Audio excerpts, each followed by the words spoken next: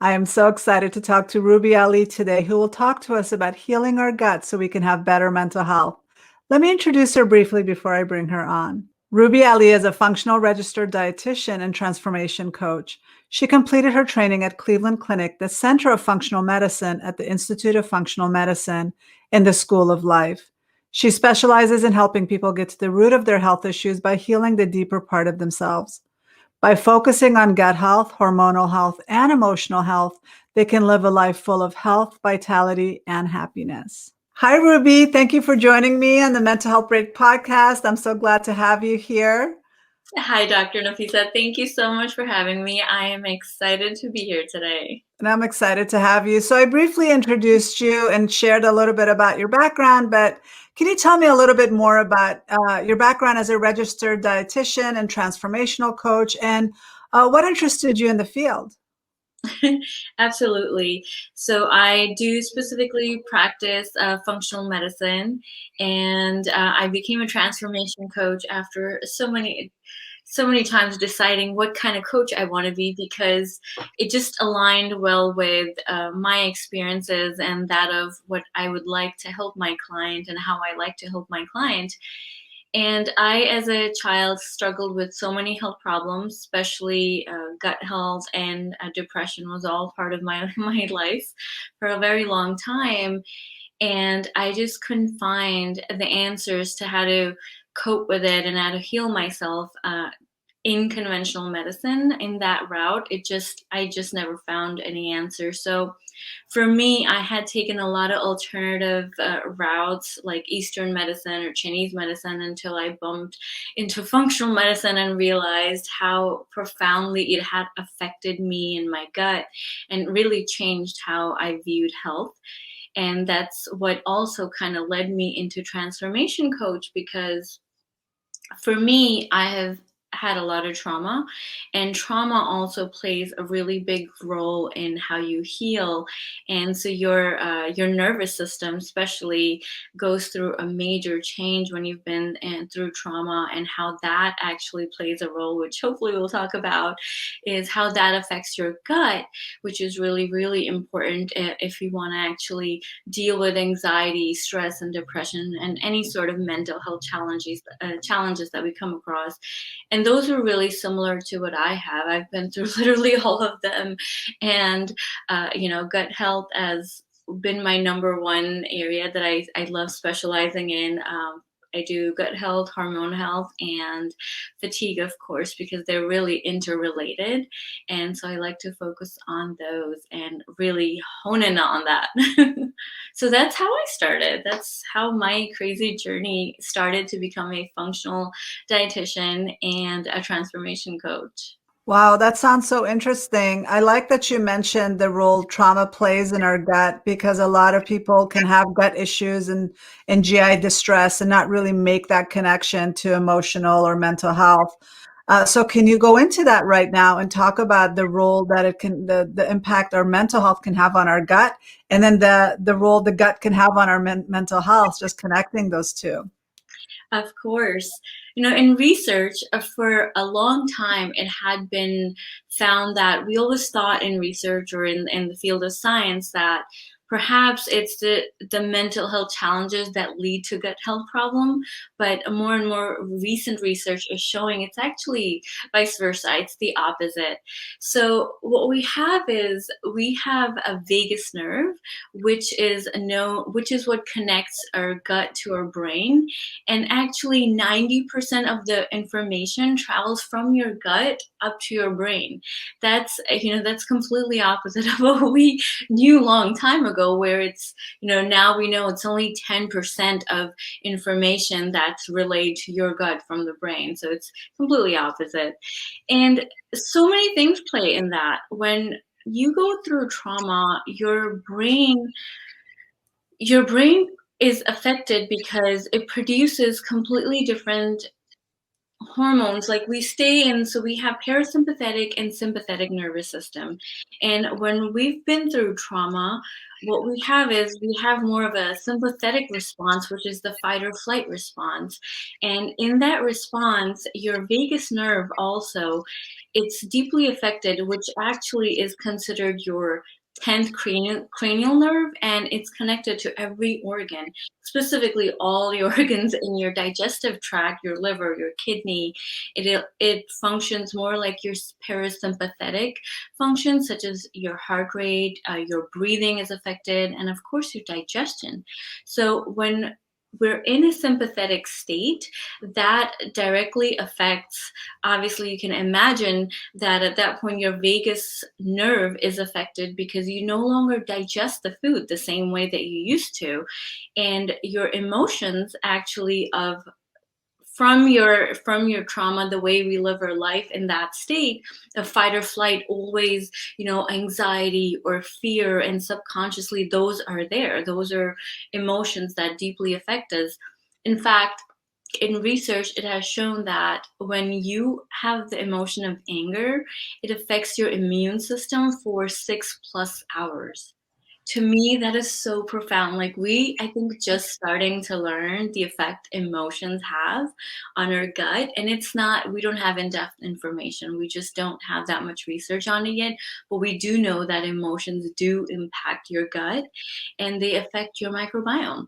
So we have over 500 million neurons in the gut, and we have almost 4 pounds of microbes. That's more than what our brain weighs, which is 2.6 pounds. And they control so many different neurotransmitters, and they actually relay information via the vagus nerve and neurotransmitters, of course, to your brain. So that's how that connection from gut and brain and gut is connected. And all these information is always being transmitted, either we know it or not. So every time you eat something, it affects what kind of neurotransmitter you're going to make, and the type of bacteria that you have actually also determines the type of neurotransmitter that they're going to make and they digest. So it goes into it goes into much in depth in understanding the different neurotransmitters that we have, and how the microbes and how trauma and all of this just come together and affect each other. Yeah, it's like we are at the service of the gut bacteria instead of the other way around, right? They have to be healthy and happy in order for us to be healthy and happy. So we have to make sure that they are doing their job. But can you give us an example of what gut poor gut health looks like? What are the symptoms that we should look like? And yeah, what could contribute to that? Sure. So gut dysbiosis, every symptoms are really variable between individuals. But however, let's start with, I think, one of the common symptoms that everyone experiences: bloating, gas, and indigestion.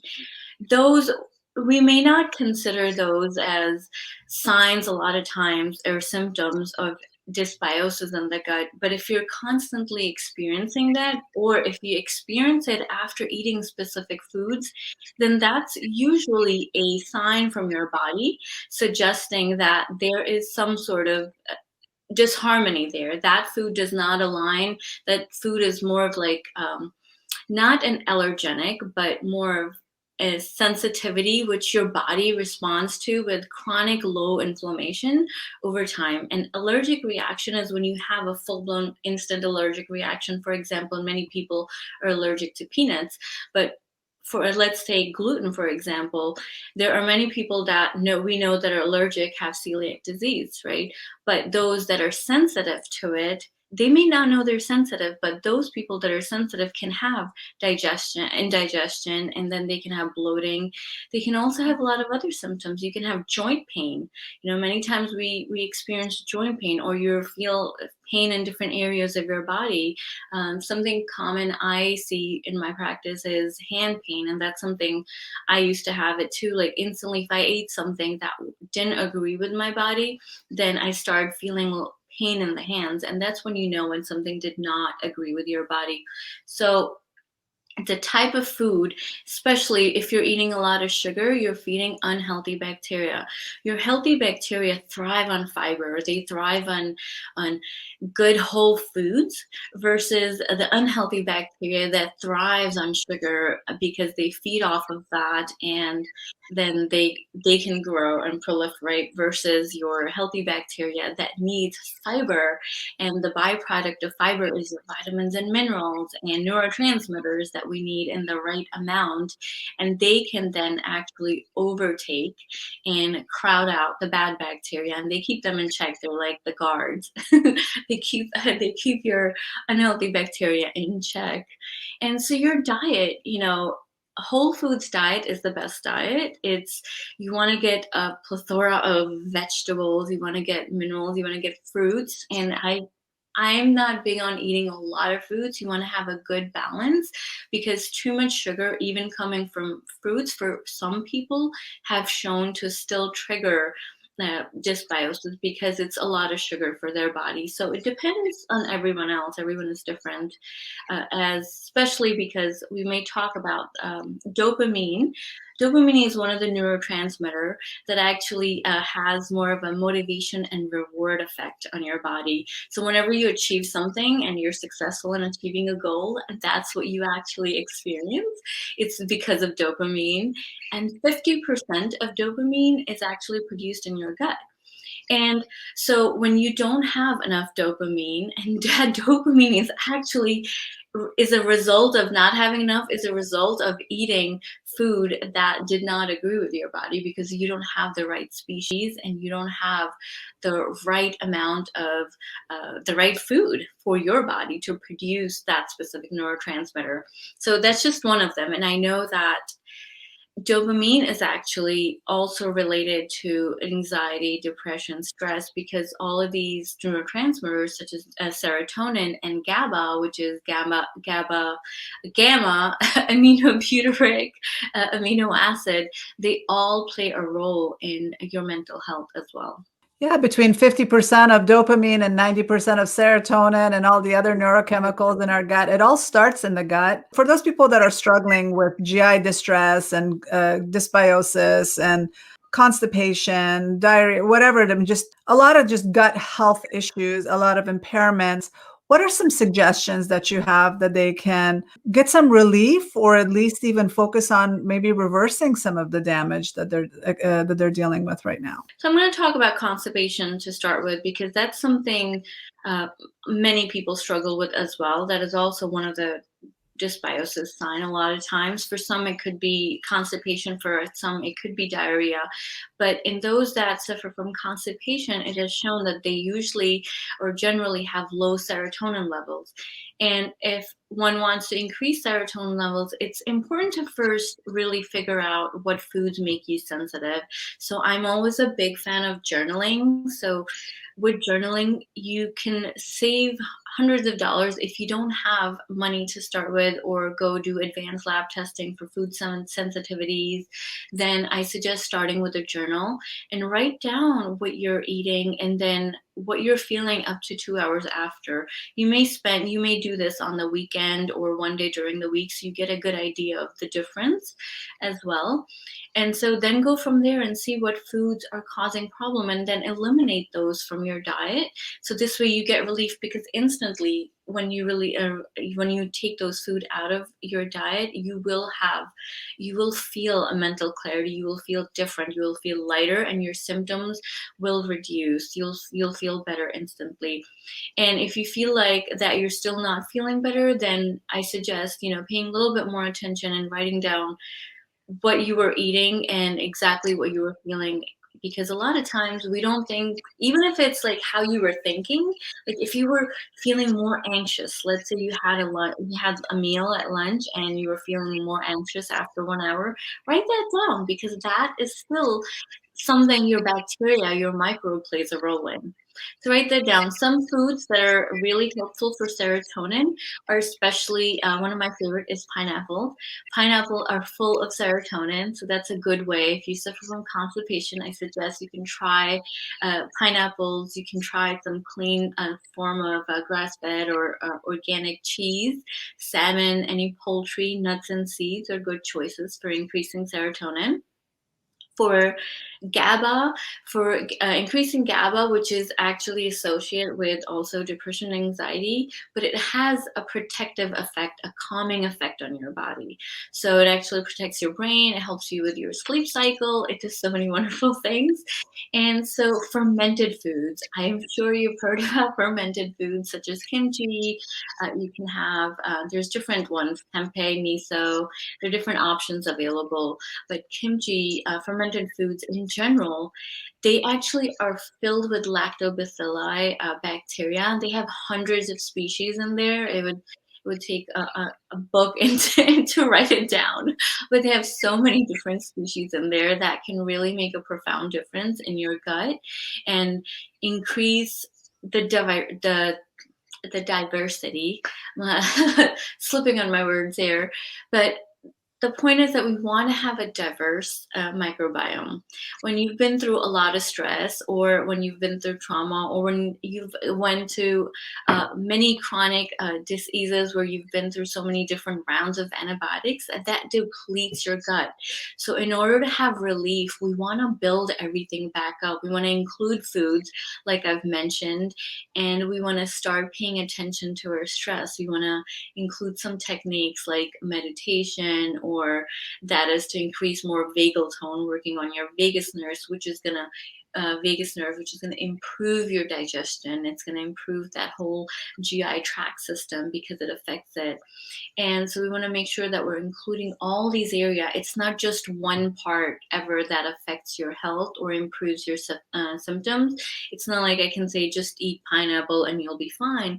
It's actually the collection of doing a couple of different things in order to get the result that you're looking for, especially if it's long term, because over time it becomes a lifestyle. For you, it'll be second nature. Like, you start doing it, it's a little bit of work, but over time it's going to be something you'll be super comfortable with. I think those different things that I've mentioned are going to be really, really helpful for you to have that approach that you're looking for to get some relief from your digestive system distress. You also work with hormonal imbalances, right? And the hormones can definitely cause constipation or diarrhea as well, especially for women during different times of their menstrual cycle. Can you talk about that connection between hormonal imbalance and gut imbalance, and how are they related, and how do they affect each other?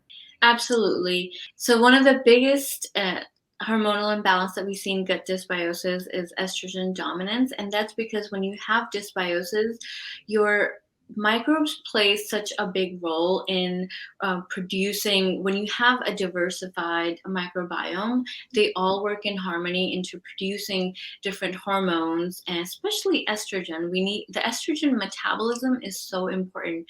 There are different kinds of estrogens that's produced in the body, and in order to eliminate those estrogen that the body does not need in timely manner, when you have constipation, that estrogen actually gets recycled in the body, and hence you have more dominant estrogen. So in order for that to work, it's important to have a high fiber diet, which is super important, because not only is that going to increase diversity, it's going to help decrease the excess estrogen that the body does not need. That in itself will actually affect the progesterone, because that is something for women, especially if they're on their cycle, the luteal phase, which is the second half of your cycle, and that's what's needed, especially if you're trying to get pregnant, and fertility is something you're looking for, or even just a balance overall, especially if you have PCOS or any hormonal imbalances. When you make your detoxification efficient by eating specific foods, especially including high fiber foods and whole foods, that's going to help balance hormones as well, because it removes the excess estrogen, and that can actually be problematic for many of us, because the source of estrogen comes from so many sources, right? We have grain-fed beef, we have hormones and antibiotics that are actually fed to animals, especially if you're leading an animal-based diet, then that's actually really big. And that's why I highly recommend, if you can, choose organic when you can, or do use grass-fed, because that will by itself decrease the amount of antibiotics or hormones that are going into your body. And because those animals are fed grains and that's not their natural diet, and then we consume that food, and then so that still affects us. And so I highly recommend looking into that too and changing that in your diet. Even if it's a small step, just start with something small. So I think that's a big one, because that in itself will affect, estrogen, as I just said, and progesterone. So it'll balance a lot of your hormones. It'll balance mood. It just has that one effect that everything else starts to balance, because it's, when usually one thing goes wrong, everything else starts falling back. And so when you fix one thing a lot of times with the gut, then everything starts falling into a rhythm. So that's a perfect start.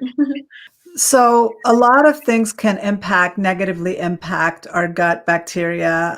You talked about hormones, you talked about antibiotics, you talked about, but there's other things. Can you talk about some ways that we can damage our gut without even realizing it? And it could be chemicals, it could be lifestyle, but if you can get into that a little bit, and how we can inadvertently damage our gut environment, as well as just destroy our bacteria. Absolutely. I'm going to start with stress, because stress is the number one form of, I would say, everything combined, environmental, lifestyle, chemical. It's so impactful. And stress has shown, studies have actually shown that stress can change your microbiome. And it affects pretty fast. Like I mentioned earlier, that stress, or actually anger, is an emotion that actually leads to affecting your immune system. And for 6+ hours, stress has shown that it affects so many different processes in your body, especially in these neurotransmitters, decreasing them, affecting your microbiome. And it creates an environment in your body that actually, when there's an imbalance of these neurotransmitters, what happens is, when I was mentioning dopamine especially, dopamine is what protects your mucosal lining. It plays a protective role in it. So when your neurotransmitters are off, what happens is, over time, when that continues, and in these days in our society, we're all overly stressed.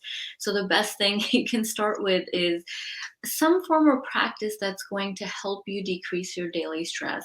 That's like one of the best ways you can start with, that's going to affect your gut lining, because when your gut barrier starts becoming affected, it actually breaks, and we call that leaky gut. And so in leaky gut, what happens is, when you're consuming food, those little particles can cross the barrier, enter your bloodstream. And that's when we have an immune reaction, because that's foreign material for your body. And so there's a cascade of immune effect that goes into, now there's this inflammation that has to fight it. And for some people that are sensitive to foods, or that have chronic stress, that inflammation becomes chronic, because it just stays that way. So in order to change that, and in order to heal your gut, especially if you're suffering from leaky gut, or even if you don't suffer from leaky gut, because stress actually affects your vagus nerve. Your vagal tone decreases, which is how good your vagus nerve functions, and that affects how much enzymes you produce, how much hydrochloric acid, which is the acid that you need to produce. When you don't have enough acid in your stomach when you're digesting food, that's when H. pylori, different bacteria harbors, and you're making room for them, and that's when your digestion is slow. Food sits in your belly longer, so you have indigestion. Actually, many people that are acid reflux, most of the time, it's probably because they have a lower acid, not high acid. So that has, I have seen that myself. It's something I've suffered with before. And many of my clients, I've seen that it actually is the opposite. So it's something you want to talk to whoever you're working with, your practitioner. You want to make sure you do a test and and see how that affects you, because not having enough acid is also, caused by stress. So that creates all sorts of other problems. So stress is the number one thing. And I highly suggest either that's meditation for you, either that's a little bit of time that you keep for yourself away, or you establish a breathing technique that you can do whenever you feel stressed. Maybe you go into breathing and then you leave that 5 minute of time for yourself, so that that will automatically put you into a parasympathetic state, which will decrease your stress response and decrease your cortisol, which is the hormone also increased due to stress. And so that causes all sorts of hormonal problems, weight gain, obesity, liver problems. So that can go into a cascade of different issues. So if you're going to start with anything, it's stress. Well, we can say stress and environmental toxins and lack of sleep. So, I mean, we can just go on and on, right? There's a lot of things that can impact our gut. Absolutely, and the list is so long, honestly, the chemicals that from our food package, or the type of cleaning products we use at home, and then the type of cooking products that we use. So there, we can go in so in depth with this, and so it can definitely be long. But I think stress is often, we don't think of stress as a factor that's affecting our health so much, but just by having some of those practices in place, we can really alleviate a lot of the problem and then focus on other things.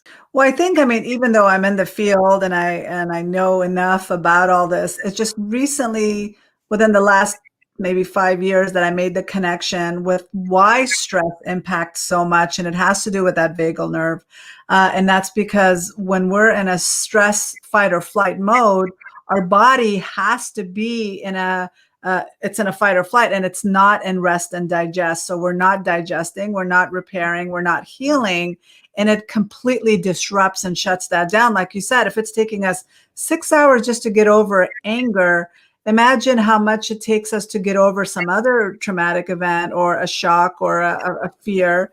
And so if we're constantly in a state of fight or flight and not in rest and repair, then this is going to take its toll over the years, isn't it? Absolutely. And that's why many people, they continuously suffer with chronic issues, and it just builds up one other. You're trying to heal one and you go on a medication, you try to work on that, and something else shows up because the root cause has never been solved yet. And so we need to first go back to that root cause and figure out what's causing that, heal that, and then we look at other things. If they're still bothering you, then now what's the cause? I see it as little fires around your house that keep popping up. And instead of figuring out what's causing the fires, we're just kind of putting them out as they come out without really realizing the long-term damage it could have, which could destroy our house, right?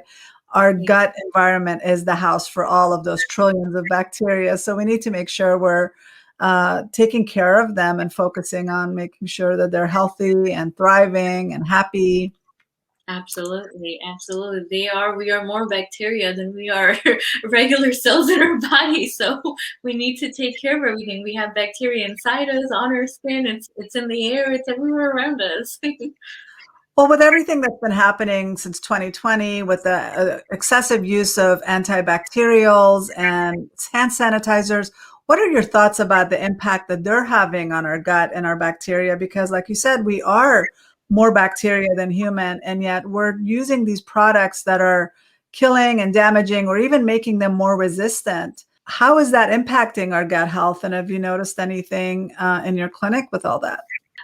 So one thing I think the most important part with that is that, yes, I agree. What you said is we're so into making our environment so sterile that we don't have the species. We don't have, this is why, like, kids, when they used to grow up in older times, they used to play out in the soil, and they used to get all the healthy, different diverse microbiome. And then now it's like whenever we play in the soil or we touch something, instantly we want to use sanitizer.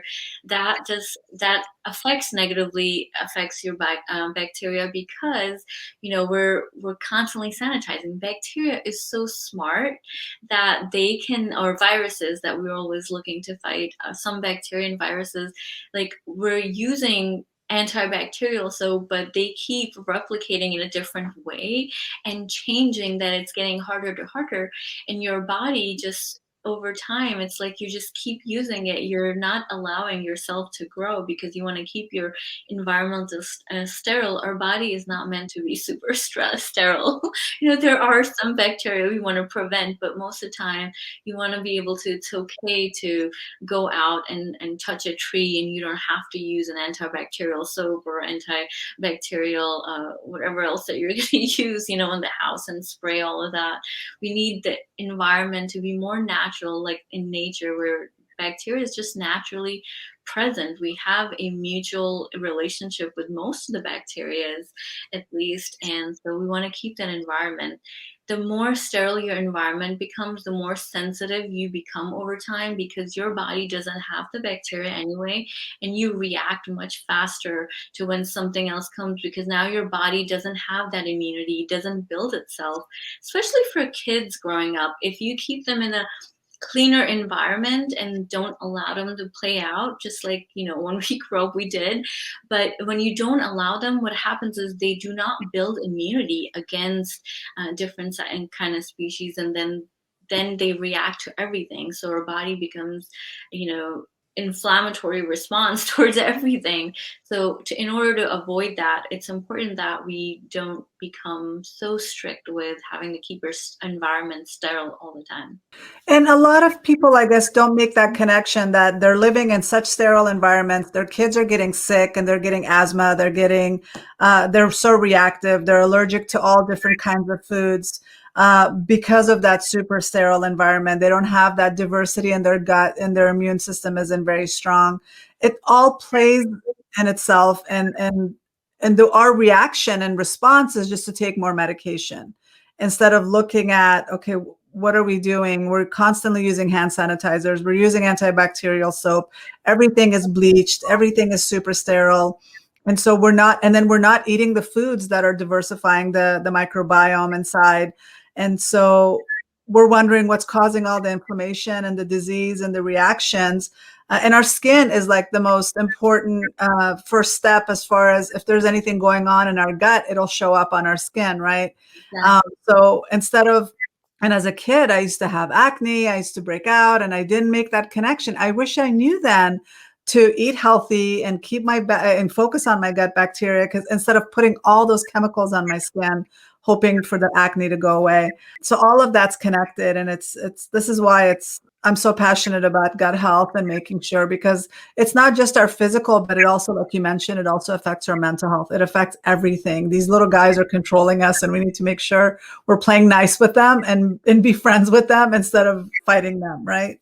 Exactly. And that's why the saying goes is, when you're eating food, it's not what you can digest, it's what your microbes can digest. And so it's very important. And that's why gut health is super important, because literally think about it, because it's our digestive system. The food that we eat and the microbes that we eat, that's what makes up our cells. Like the fats, the type of fats we eat, your cell membranes are made of that fat. And that affects the type of response, the cell response that we're going to have to different things that are happening in our body or environment and stress. It all changes depending on the type of membrane you have, the type of fat it's made with. So it's actually incredible, because when we're nourishing our body and our body is full of healthy food and healthy bacteria, we can pretty much, our body is equipped to fight bacteria. It can fight invaders and protect itself. It only knows how to heal. It's just the environment. We have to create the right environment. We cannot expect the body to heal if the environment is off. It's like, one of the best example is taking a fish tank, keep putting dirty water in and feeding and trying for it to get healthy at the same time.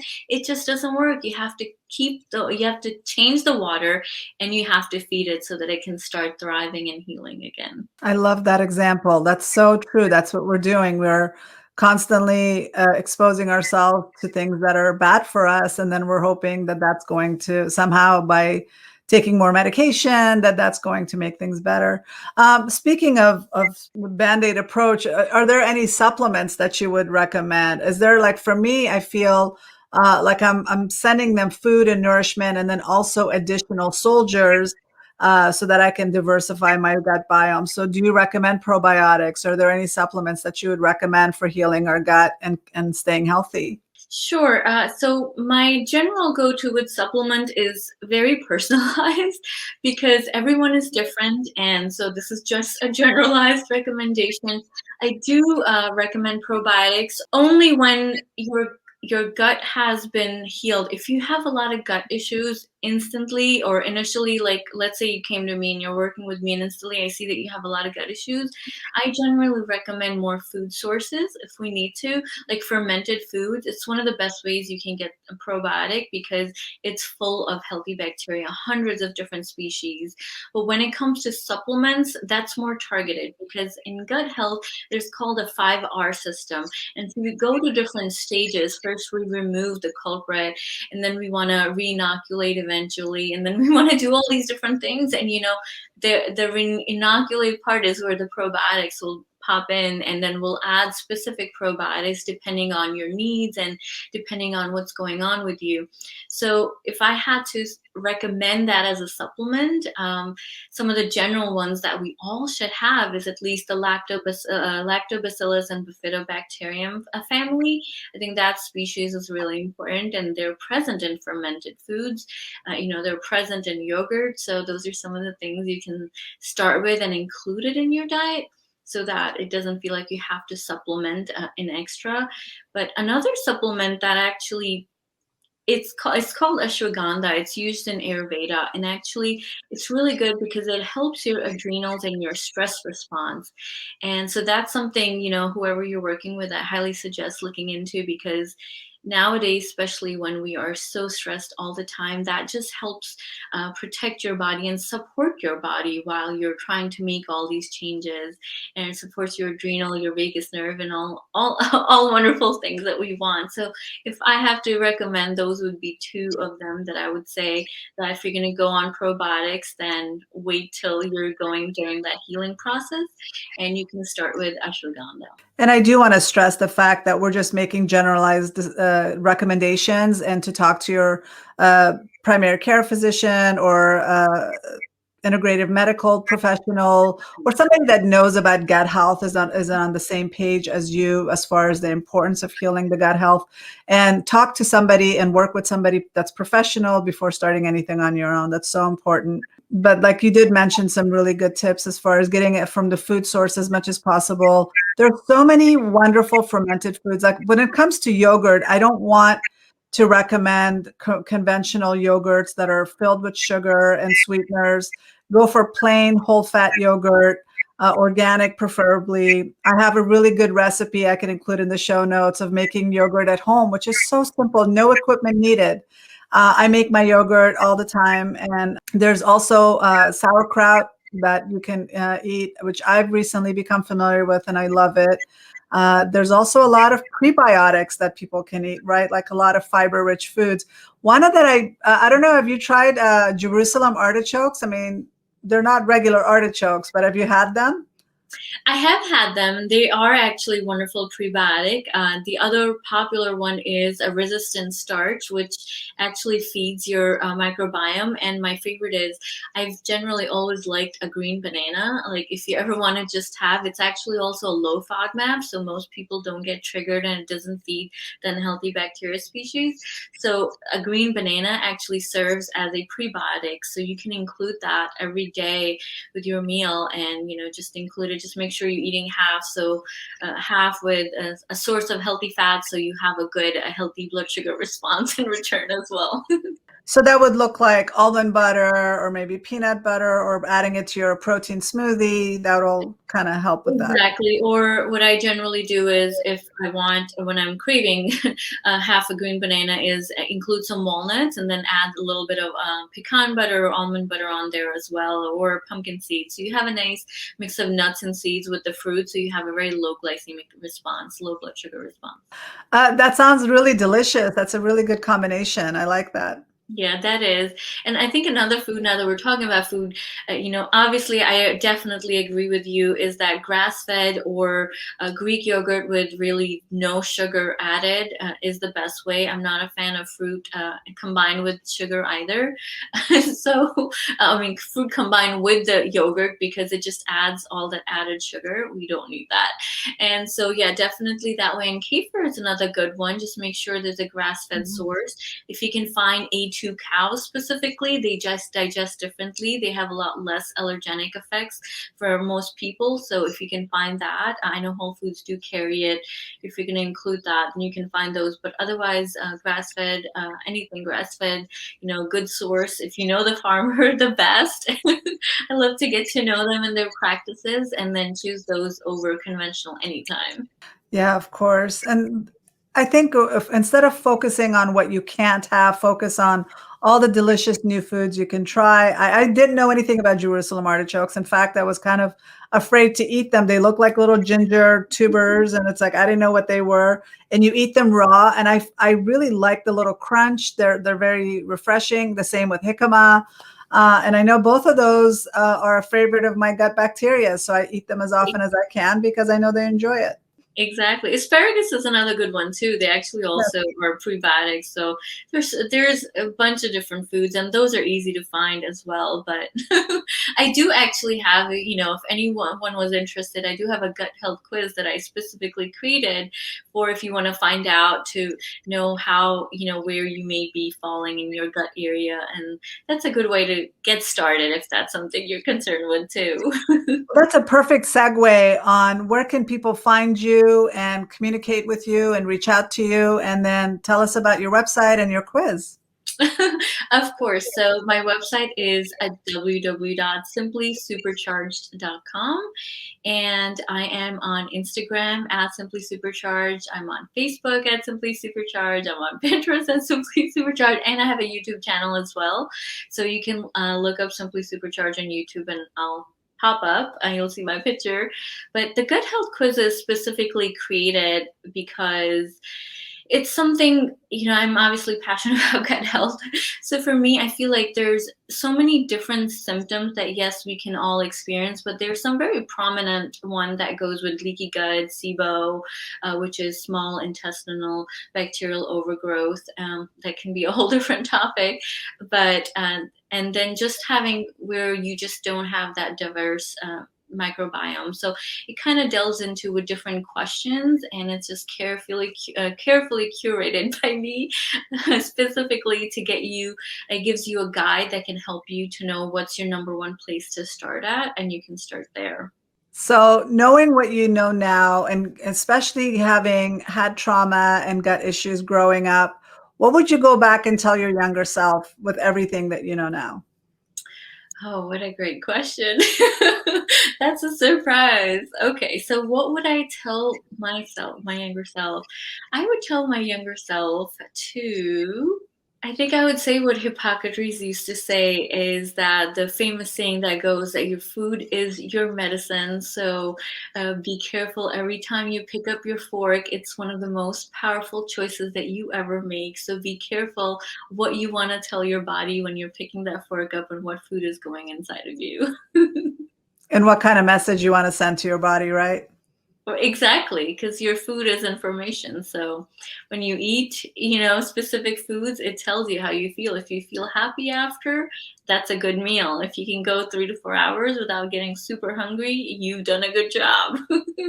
Yeah, and that takes time, and I want people to understand that making these changes should not be overnight. Slowly take one goal. Maybe it's to reduce your sugar, or maybe it's to swap your yogurt with Greek yogurt instead of the ones that are full of sugar. Maybe it's just drinking more water, and then slowly adding until you get to where you want to be, not to overwhelm your senses and feel like I have to do everything at once. I like that idea of leaning into things, leaning into change, and not feeling like you have to do everything at once.